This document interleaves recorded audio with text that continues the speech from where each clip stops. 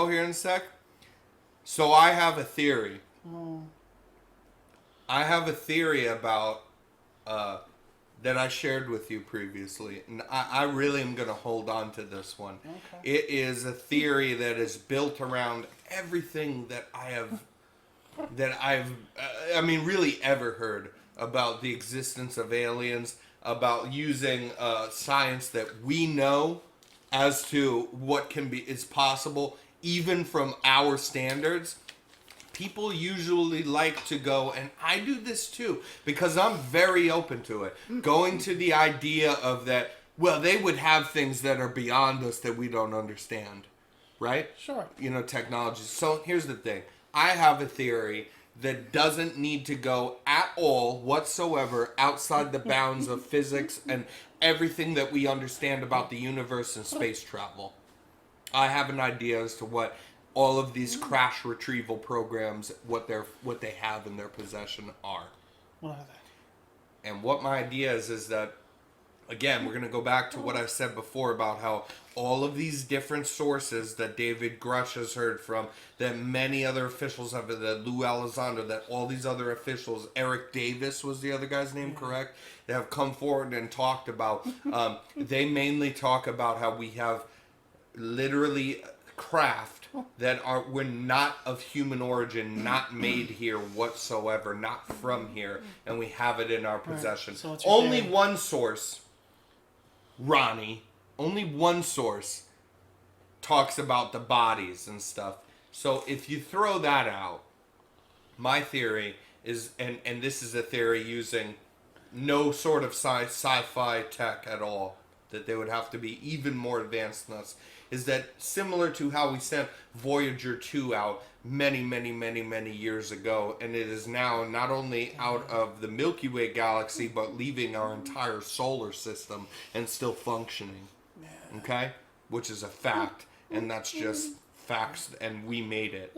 I think that they have some sort of satellite / drone, unmanned crafts that have come into our orbit and or crashed on planet Earth, that were built and sent from somewhere else same and purpose did that we for did. the same fucking purpose that we did, to find other life, and then were never manned and never needed to even travel. Who knows if they did, but they are not needed for this theory to travel faster than the speed of light. No, it At could all. have just been. I mean, the Sent further out out before us. Yeah, further out into the universe. Sent out before we did, Right. and So they what they still have can't found- travel with what their they- own. What they have bodies. found with the James Webb Telescope is the further out you keep going into into the universe, there is a space-time distortion, which time moves slower the further out into the universe you Right. get.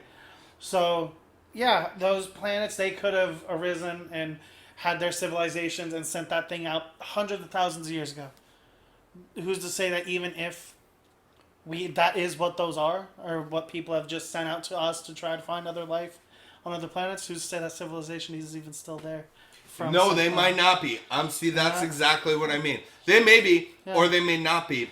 Yeah, we could But just they be are like- literally, the way that he talks about this. We have seen a David Grush interview that actually, cool. you guys won't even believe this. You won't even believe this. But Ronnie, of all people, was able to find the full David Grush interview and pull this thing up and say, hey, have you seen the full one? I go, no, it's not easy to find at all. I don't know if it's on YouTube. I found it in 10 minutes. Yeah, Ronnie found this bitch, and we watched it. And David Grush goes in depth what they don't show you in all these clips about how he says that he doesn't know if these are possibly interdimensional craft of beings of whatever that is interdimensional, as opposed to an actual other physical planet as we'd think of it far out in space. Right, Ronnie? Right. That's what he said.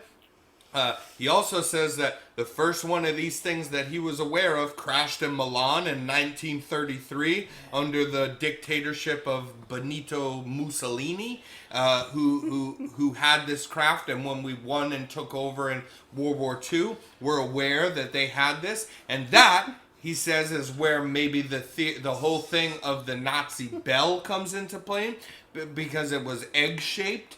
and Around the same unmanned. kinds of time. By the way, it says unmanned, that one specific one, and egg-shaped. Yeah. Or, you guys, Tic Tac, right? I'm serious, you know? Yeah. What's the best thing to go floating through space? And basically, he says a lot of this stuff where he, in specific, whether it's interdimensional or not, or from a fit, he basically, the way I took it, that fits my theory here is that he, or call it spacecraft if you will, to quote him again, right? Is that you don't need this to be the way you'd think of it. You don't need it to be having a little alien inside of it. You don't need it to be traveling faster than the speed of light. Or, again, another David Grush quote, we don't have enough information about where it came from, though we know it's of non-human origin due to the materials that it was made of. So, this all fits the theory that this thing could have been traveling through many different things, possibly from different civilizations, and therefore would look different and be different. None of them, under this theory, would need to break any laws of physics that we know of. They could have just the capabilities. There might be wires. Thank you. Oh, that's really made me happy at the end of this. Because Ronnie's, where's the wires? If the things, are you telling me They've been there all are you along. telling me that Bob Lazar said there's no wires in the craft connecting this stuff? That's actually really good. Here's a theory for your bitch ass that has wires in everything we use, and it doesn't need to defy gravity or travel faster than the speed of light, and it could have fucking come here. We're fucking out. I'm gonna beat this guy up because I'm so fired up. Stop!